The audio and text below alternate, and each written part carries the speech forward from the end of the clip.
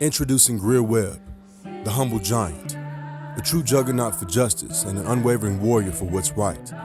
In the pursuit of systematic change, Greear stands firm, challenging any obstacle in the way.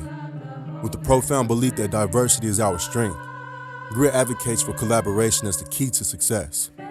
Join us in celebrating a visionary committed to making a lasting impact on the journey towards a more just and inclusive world as he joins the Bro Code team as the new host of his own show, Blurred Lines, a new exciting TV show on the Bro Code TV Productions platform.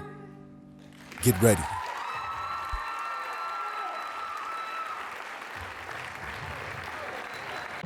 I'm trying to help you from Satan line. I want you to listen. I want you paying attention. I want you to get it. I want you to see it. I want you to achieve it. I want you to believe it.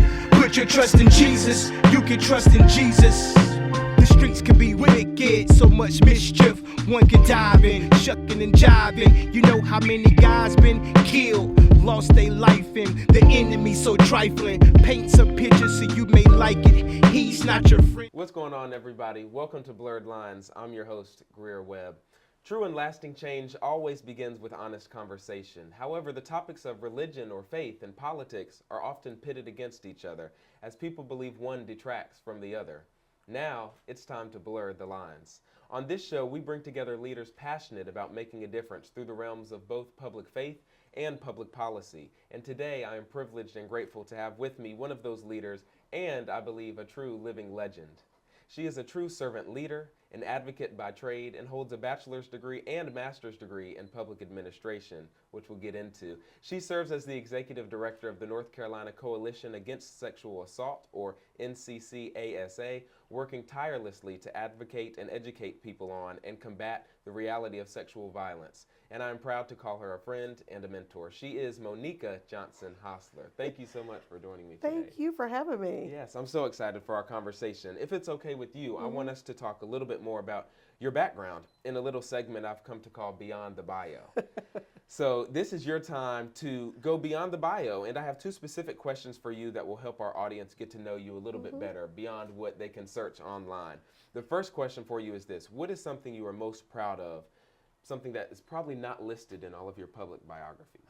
Sadly enough, the thing I'm most proud of is in my public biography, and that is my 17-year-old daughter, Gabrielle. So I say she's my muse. All the things that I've learned in my professional career, in my personal life, I've actually had the opportunity to live out my true values. So I tell her the real testament of my character will be who she is as an adult. That's awesome. I ask that question to all of my guests, and family is always the grounding point. Right. And so I think that is important to recognize. Okay, my second question is this: music. I love music. North Carolina is always been a music state, I like to say, and it's especially on the rise now with rap music festivals like Dreamville, having folks like Ninth Wonder from our state. What is your favorite genre or artist or song, and why do you think music is so powerful? Oh my goodness. So genre would be hard, but my favorite person of all times is Prince. Okay. Or the artist formerly known as, or the symbol. But I see his picture over there. Absolutely. Yeah. Every concert, and thank goodness I got to see him again live with Shaka Khan. Wow. So by far, and again, I think his music was both provocative, but also very message driven. Now, to be clear, when I fell in love with Prince, I didn't know the message. But he is timeless. Like, I still listen to Prince often, so definitely my favorite artist, hands down. Family and Prince. That's awesome. Sorry, let's get into a little bit more of your background. Let's get into a little bit more of your education specifically. So you went to Fayetteville State University undergrad, North Carolina Central for graduate school. What made you choose those places? What did you love about each of those places? I would say Fayetteville chose me. Okay. I would probably not characterize, I chose Fayetteville State. I grew up in Thomasville, North Carolina, small town, and by far they had the best recruiter in the building. Okay. I also am from Thomasville, so I knew I wasn't going to Winston-Salem State or A&T because they are my back door. And I spent every summer as a child at Upward Bound at A&T. So I felt like I had had the Aggie experience by the time I graduated high school. But it truly was the recruiter. And I just did an interview for Fayetteville State University as an alum. And they were like, why'd you choose Fayetteville State? And I was like, I didn't. Your recruiter chose me. I'm an outgoing person. He had a very similar big personality. And I tend to resonate very well with people with big personalities. And he filled our high school gym. Wow, that's awesome. Well, if Chancellor Allison is listening, definitely invest in those recruiters because this is what Fayetteville State produces. Awesome. Look, there's so much going on around us in the world today, so much violence, and we're going to get into your work specifically, but just this past week in terms of gun violence and the political division and distraction that we see around us. I want to ask you, I've started to ask my guests this question, as somebody who is political or public service focused, I believe at the core of any type of change for the better is strong but moral leadership. And I know that moral leadership has different meanings for different people, but to you, what is your take on leadership, and specifically, how do you strive to be a moral leader? So I like that term, moral leader. So I tell people every day, and I've vacillated whether I consider myself a politician or a public servant. I lean towards public servant because I feel like my entire life has been dedicated to public service and ensuring that my community is one that everyone can thrive in. And that's my own personal moral code. So I believe every leader has to have an internal moral code that's guiding them. If you don't know who you are, and it's the same, old school adage, if you don't stand for something, you'll fall for anything. And so, deeply rooted in my moral code is first my faith. And I believe my faith leads me to integrity. The Bible speaks very clearly. And so none of us will strive to be like Jesus, but he walked on this earth, I believe, as a public servant. Right. And so that's who I am and how I strive to hope people see me and that it's reflected in my walk and my leadership walk. But I also think that moral code is your North Star. You can choose a person, you can choose an issue, but ultimately your moral code should be your North Star, and it should guide every decision. And I believe that all leaders to some degree come to the table with some clarity on who they are, what they want to be, and how they want to show up in the world. I also don't know that people keep that as their North Star. And I think that's where we see faulty leadership, is they forget their North Star. Well, we were talking off camera about the idea of both and the idea of challenging or troubling traditional systems. And I think I've mentioned this before when I've spoken about politics and the political nature and environment that we all operate within, that I think politics and public service, there's actually a connection there because the root word of politics, P-O-L, goes back, and I credit my grandmother, high school English teacher here in Wake County, with instilling in me the confidence and really the necessity of examining root words. P-O-L, ancient Greek word, which just means of a people or of a citizenry. Right. So when I hear this conversation about, I'm not political or politics aren't for me, I have to ask, well, are people not for you? Do you not care about your neighbor? Are you not a brother or a sister? And so I think a granddaughter, somebody who is a community member. So politics and public service, I think, are actually very interconnected. And so I think having your faith drive you is a core element of that. And it's how when you are faithful, you're able to stay not only grounded, but you're able to sustain right, your actions. And so I do want to get into that in a little bit. But I wanted to specifically, or let's just get into it now. I want to know more about your faith background. Why is that so important to you? Because in this day and age, we see a lot of attacks on faith. We see people weaponizing faith as they've done throughout American history. But why is your faith important to you? And how do you try and live that out daily and encourage others to be faithful and remain faithful? So being in a small town, not a lot of activities. So I certainly admit, right, going to church and being forced to go in church is the truth, right, of childhood. So I went to church because there wasn't an option not to go to church. However, I can still remember so clearly when I started to examine kind of how I started to bridge the gap between politics and public service. Much later in my career, I was able to describe it. You've hit the nail on the head very early. But going to church, being forced very early, well, it's no secret. I have a big personality. You do indeed. So very early in the church, they were like, so you can be the chair of the usher board. So you're in charge of this group. So my leadership was born in the church. So for me, simultaneously, I can't actually separate when I understood my personal leadership style and ability in the way that people saw it even before I could name it happened in the church. And there's no way I could be a Christian without saying, like, my entire life is destined. I made the right choice to follow the path God laid before me. So that happened early. So I tell people all the time, if you live in a small town, people can tell you that leaders come from experience and exposure. And while I think those things are absolutely necessary, I believe that they are inextricably linked for me because my faith and my leadership both were born simultaneously. That's awesome. Well, as you know, we're here in your office in Raleigh, and as you know, just working as a not necessarily politician, but a public servant.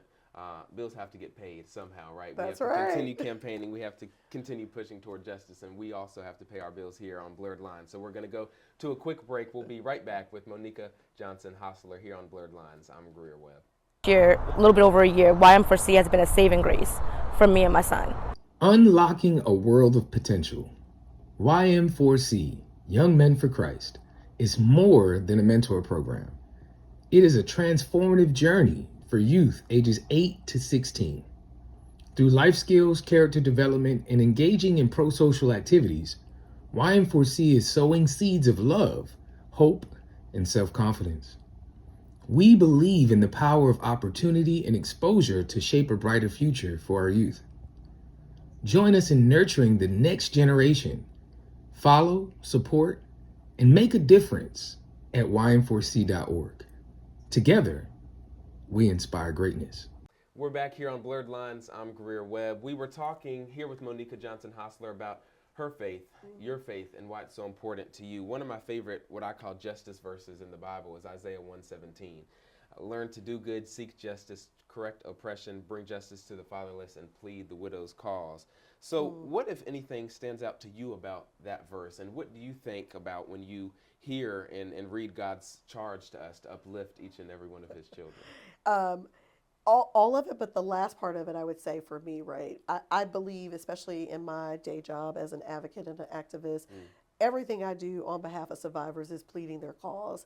And I also believe that that scripture, which I've never really truly meditated on, but listening very intently because I knew you were going to ask me a question about it. I would also say that justice is defined by the person at the end of that sentence. And that's not how most people see justice, right? We think about justice as it's the law, it's a court, especially in anti-sexual violence. It's a felony in this country. So it's the law. And I'm like, justice is actually defined by the person. So when I'm pleading the cause of the person, it is truly their words, their wishes, not mine. So I see that as myself as an advocate. That's my role. But it's also my role as a public servant and as a politician. I'm elected by the people and I serve all the people, whether they voted for me or not. So all the voices matter. So I believe that the core of my work as an advocate is to plead the cause. Plead the cause. Plead the cause. You know, something else when I read scripture and reflect and meditate on it is this theme of collaboration, right? That our faith is a partnership or a collaboration with Jesus, with the Lord, or that collaborating with others is actually what brings strength to any type of cause or movement. And so as I continue to grow as an advocate for justice and a leader, I've understood this necessity is really key. So recently I was able to visit the North Carolina Supreme Court, but I was also able to go down to the North Carolina General Assembly and work with other young people on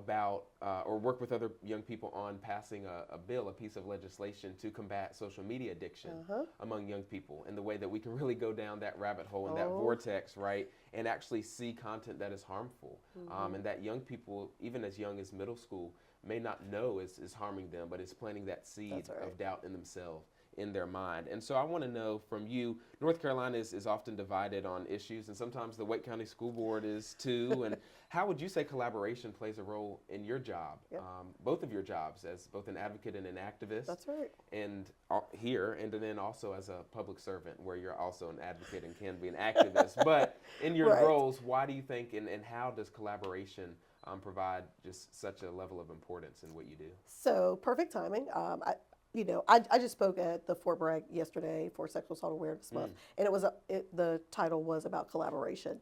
And so I started out. I did not know that. by the way. You gotta love. Even though I did some research, I didn't know the that. alignment is always there, and we found it early in this conversation. But I started out. So I'm a storyteller. Like, I'm true to my faith. I'm true to being a Black woman in the South. So I'm an orator by nature. But I started out by telling them a story, and for me, there is not a time in my life where there wasn't collaborators, seen or unseen. Right? So I always believe that people are working on your behalf when you don't know it. And I believe that sometimes working on people's behalf and they don't know it is me. That is still a collaboration, just as you spoke to our collaboration with Jesus Christ.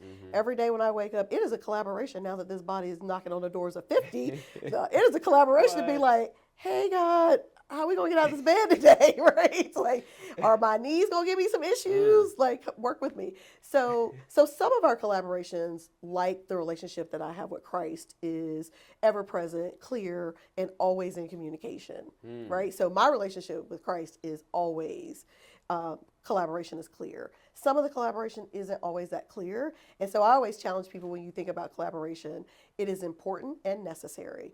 I don't think we get anything done without collaboration. Having worked at the General Assembly on behalf of the North Carolina Coalition Against Sexual Assault for 18 years prior to running for school board, which is when I had to give up my personal lobbying hat. Right. But all of that was in collaboration. Every bill I passed, including the first bill I passed, which was funding for rape crisis centers in North Carolina at the ripe old age of 24, Wow. which I had no idea what lobbying was. I was not seasoned. I walked into this agency and the director said, I believe in you. You're a talker. Go down there and explain why we need this. Wow. And I was like, well, I can do that. If I believe in the cause, I'm good.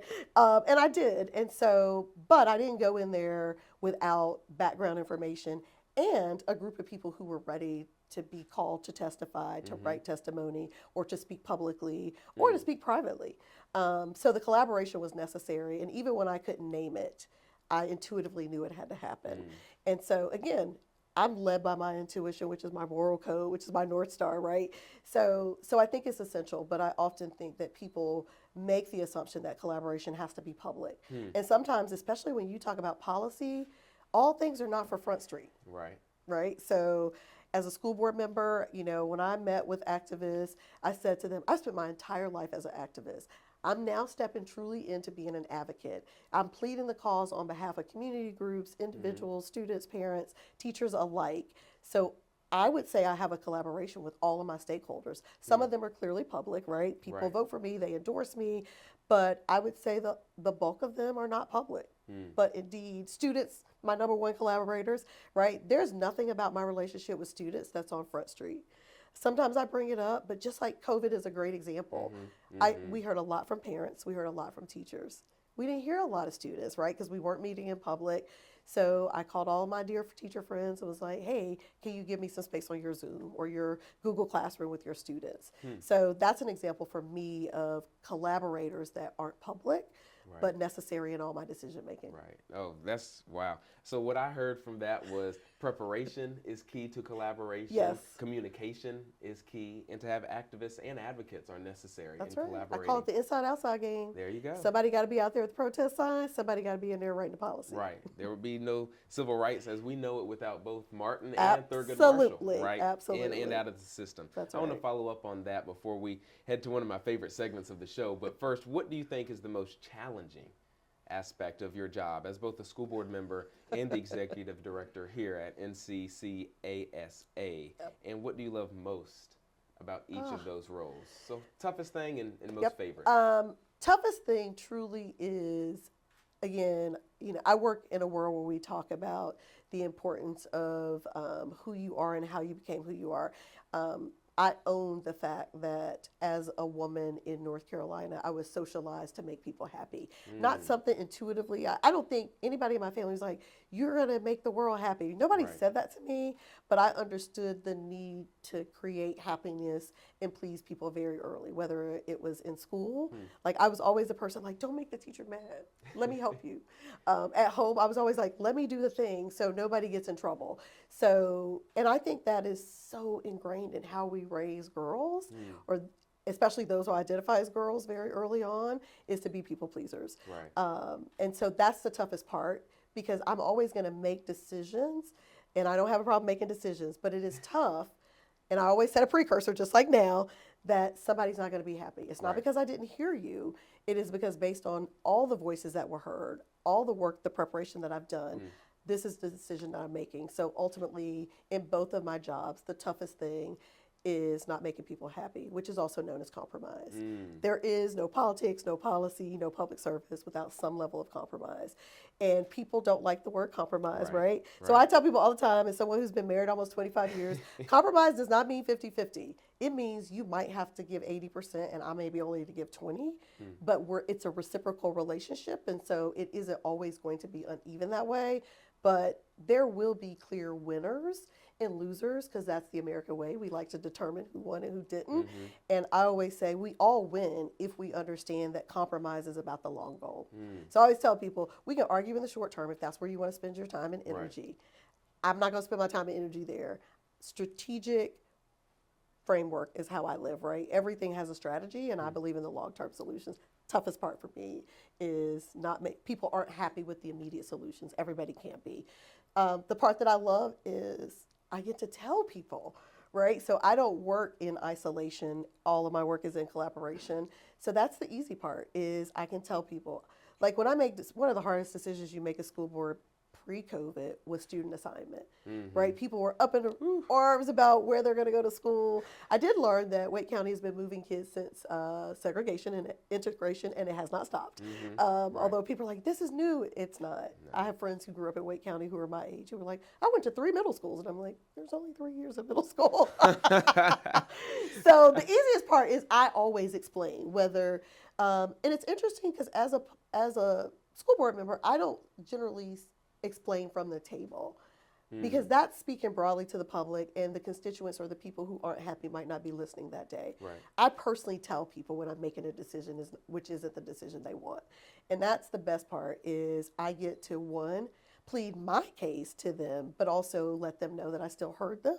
I'm still working on the thing that they're asking me for, but today might not be the day. That is especially true for sexual assault survivors.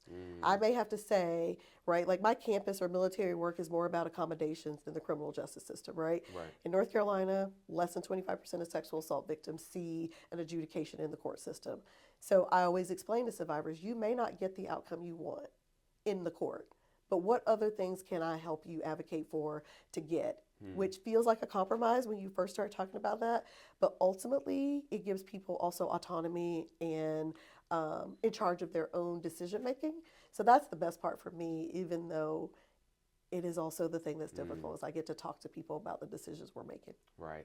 Well, I wish we had more time because I wanted to get into that discussion about sexual assault and sexual violence reduction. That's something we're talking about, or prevention. In one of my classes this semester at UNC and its prevalence on college campuses, as you know. Who is your professor?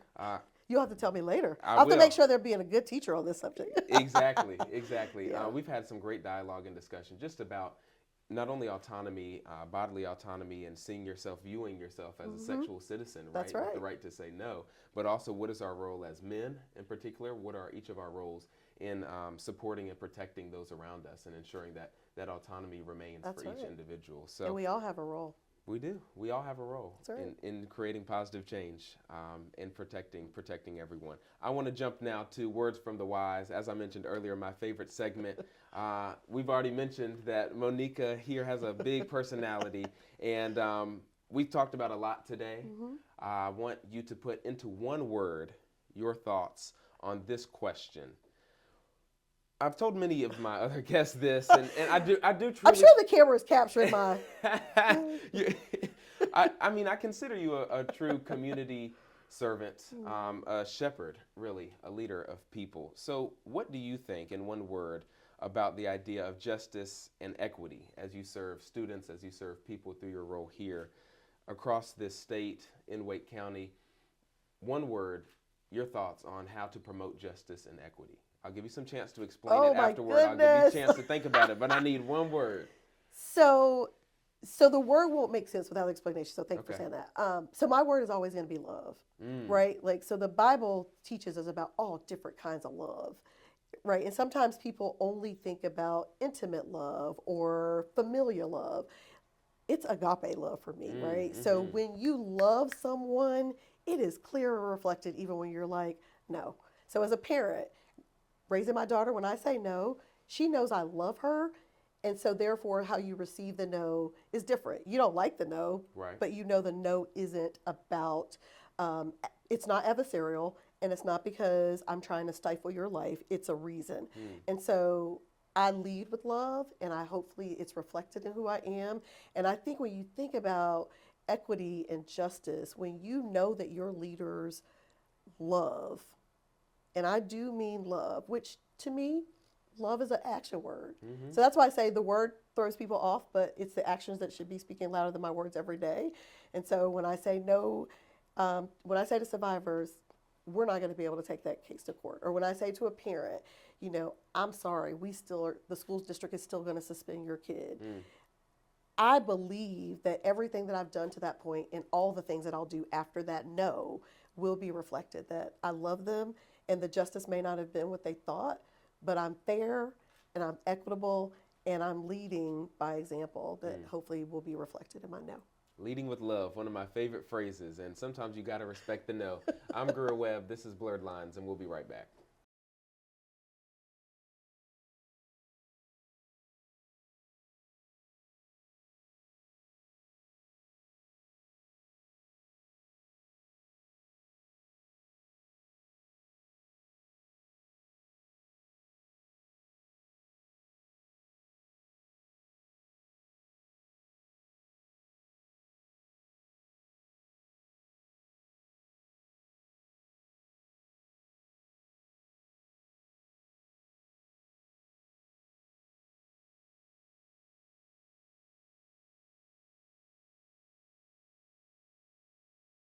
Let's see if I can get this right. We are back here on Blurred Lines. I'm Greear Webb. We're here with Monika Johnson-Hostler, just presenting you a certificate of gratitude for coming here on the show. It also has your word on it, love, that agape love. That's right. In particular. So thank you so much. I lead with love. And you've got collaboration mentioned on there, love and justice. So That's we really right. do appreciate you. Oh, I love this. I thank you for coming on the show and for all of your insights today. My pleasure. Thank you very much for including me in your life. I also want you to know that I feel amazingly blessed that you certainly see me as someone as a mentor in your life. And I have to end by saying mentorship is also reciprocal, so I learn from you also. Well, thank you. And I know we met back Don't in forget you know me. 2018. I know you. I'll always know you. And I've known you ever since I got started, as I say, becoming right. active in my community back in 2018. So thank you for all you do. I really appreciate you. Thank you.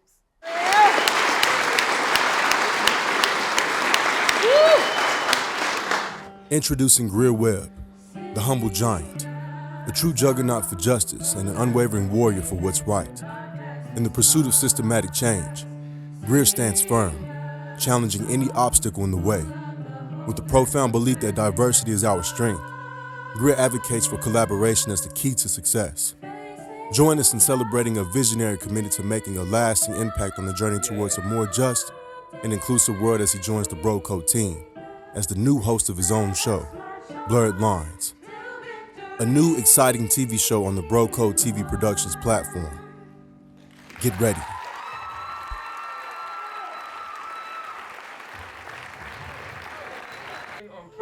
We got this. We got this. Blurred Lines, food for thought. Last segment, agape love. We about to rock it out. Let's make it happen. Welcome back to Blurred Lines, everybody. I'm your host, Greear Webb. We're back here with Monika Johnson-Hostler. It's time for food for thought. So we've had our appetizers, we've had our main course, we've even gotten some refills in terms of those sponsorship breaks. Now it's time for dessert. It's time to dive into dessert. So this is your 60 seconds to talk to the people, talk to the audience, and here's what I want you to address. What do you want to share with them about the connection between religion or faith and politics? That's right. All right. So dessert is mostly people's favorite part of the meal, not mine. I don't love dessert, but I will give you the fruits of my labor, which is the way that I labor in this work is connected deeply to my faith. My faith grounds me, it is my moral compass, and it's how I lead. And so therefore, there's no difference when I'm being political or in the political realm. I'm still leading with love, and I'm still rooted in my faith to ensure that my decisions, my voice, and my actions align with my faith. To my young soldiers out there in the hood, in the ghettos and projects, I know what you see, make you feel hopeless. But there's one you can put your trust in, just gotta believe it. Yo, I'm gifted with the tasking to utilize my rapping to help adolescents evade the daily trappings of the evil one. Everyone knows him by Satan, Lucifer, of course their brother lies. So my mission is to help you to be wise, to rely on God, no matter how odd. Don't let the enemy rob you of your peace. Jesus Christ is so. What's next? How do I still contribute to the world? I would And agree. because he had a global impact. Yeah, you're right. I see more You don't want to Hillary lose Clinton that. even like doing Absolutely. her foundation and stuff more so on social Yeah. media and stuff than I do him, which Yeah. is, you're right. Yeah, But what I don't know. will say is I know it was tough. I'm It sure. was, A but lot I of will say pressure. somebody with a big personality. People always ask me what's next. I don't know, and I think people Right. with big personalities do so well publicly is because we're living in the moment, right? Right. We're doing the thing that's important to us right now, and an exit strategy could be a distraction. But I'm telling you early, so you can start planning your exit strategy. Right. Because No, that you're right. big personality isn't done after you do the big thing. And not only is it a distraction, I think we're avoidant to it. Oh, We want to Totally. avoid it because I don't I don't know if disagree. it's insecurity or what, but yes, it can serve as a distraction to what we love most. I think that's which what is we the believe. moment and the Yeah. hype, not in the performative way, but in the I want to make sure I'm giving my all, my That's right. best in this moment. That's right. And I'll have time to think about that later when it's in the moment. It's Exactly. like no, there is some power in planning. There is some power in planning. Preparation. We talked Yeah, about that as a that's part of right. collaboration. Right. So, So- yeah, I'm always working to be